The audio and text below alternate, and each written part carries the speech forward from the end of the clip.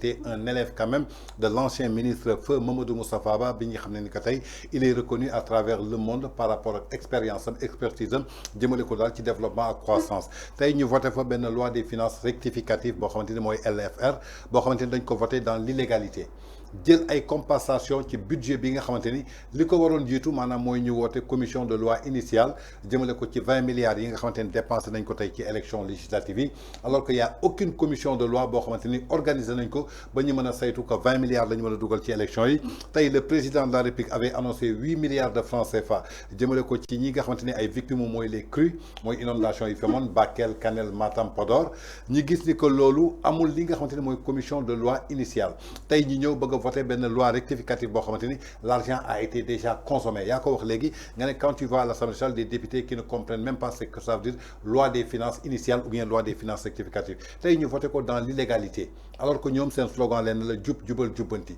ñu nekk ci état de droit ban lecture ngay def ci li nga xamante ni mooy Assemblée nationale ce qui vient de se passer là-bas. Bon, encore une fois. Et ce n'est que le début d'un commencement. Ouais, mais seulement la démocratie c'est un système qui n'est pas parfait. Avec beaucoup d'erreurs et beaucoup d'erreurs. Je suis désolé, c'est le choix des Sénégalais.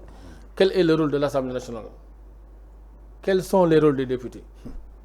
Mais c'est pour contrôler, avoir un regard, ce qu'on appelle l'action gouvernementale, ou bien vrai ou faux. Ouais. Mais si aujourd'hui, par la force des choses, c'est là où effectivement la démocratie elle est imparfaite. Le pouvoir en place, à savoir l'exécutif, à 135 députés ou bien 130 députés, à ce qu'on appelle une majorité mécanique. Toutes les commissions de loi, entre autres, les commissions reviennent effectivement au gouvernement, à l'exécutif.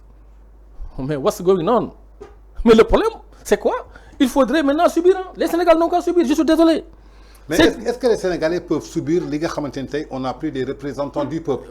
Aujourd'hui, le Premier ministre, on peut dire qu'il est politique. Mais représentant du peuple, on voit un rapporteur qui ne sait pas distinguer les gars semestre et trimestre. C'est ce que je suis en train de dire. Il vient dans son rapport pour dire semestre. Nous avons une Assemblée nationale. Le ministre des Finances qui porte de plainte par le biais de l'agent judiciaire de l'État, il dit que le ministre des Finances a porté plainte devant l'agent judiciaire de l'État. Comme je dis, toutes ces cacophonies, toutes ces irrégularités, toutes ces lois de finances votées effectivement à l'aveuglette ou bien à la je ne sais comment l'exprimer, comme ce que je dirais tout à l'heure. Où est la transparence et l'étiqueté? Il ne saurait y avoir de transparence quand il suffit d'hiérarchiser les normes pour dire que sooy dugg ci kër ci buntu bi ngay jaaree soo jaaree ci buntu kër gi soo ko mën a am accéder ci salon bi wala ci néeg bi wala kër doo ñëw ci këru jàmbur naan da ngay aw ci parentère bi vrai ou faux mooy li nga xam ne ni moom lañ doon bëgg a def voter au niveau sur la loi effectivement rectificative des finances wala dit mais loolu c'est une erreur encore parce que tout simplement mooy li wax gis nga erreuru démocratie mooy quand on confie tout le pouvoir quand l'hypertrophie du pouvoir est entre les mains d'un seul homme, ça c'est le début effectivement de l'anarchisme. Et c'est de ça qu'il s'agit aujourd'hui. Nous avons certes une assemblée nationale sur le papier, mais pour véritablement dire, c'est pas une véritable assemblée. Je suis désolé. Parce que nous, ils sont là que, ils se disent que moi je suis un député de Sonko. Je suis un député de Rio. Le président Khalat de Mokoydef. Est-ce que nous, parmi les 130 députés de l'opposition, est-ce que vous avez quelqu'un qui a contesté pour dire que non, pourquoi aujourd'hui il faut attendre Ben Aïssata Sall qui est effectivement de l'opposition nous de le rappeler ça parce que cette ñenn ñi amaana ñenn ñi amuñu compétence ñenn ñi amuñu jàng bi ñenn ñi amuñu xam-xam bi même dafa am loo xam ne dafa yenn maanaa ak lu yennuwul maanaa parce que réew avant ngay dem élection et dama indi tout ce problème là est-ce que si aujourd'hui le Premier ministre avait fait sa déclaration de politique générale depuis longtemps est-ce que si aujourd'hui là les problèmes de finance moi par rapport à l'élection voté woon nañ ko ñu xam lii mooy dem ci élection bi lii mooy dem ci inondation bi est-ce que tey jii dañ nekk ci excessif? Non, pas de charrue avant les bœufs.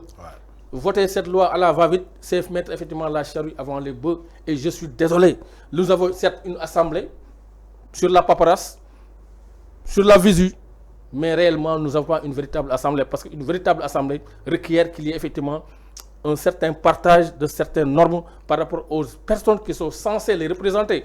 Comme tu l'as dit tout à l'heure, on ne sait pas qui doit porter plainte, qui ne doit pas porter plainte. Tantôt, celui va à gauche, l'autre va à droite, alors qu'ils sont dans la même formation. Il y a un problème dans ce pays. Il y a un très grand problème. Je suis désolé. Aujourd'hui, un député, dañu wara saytu kan mo wara nek député ak warul député.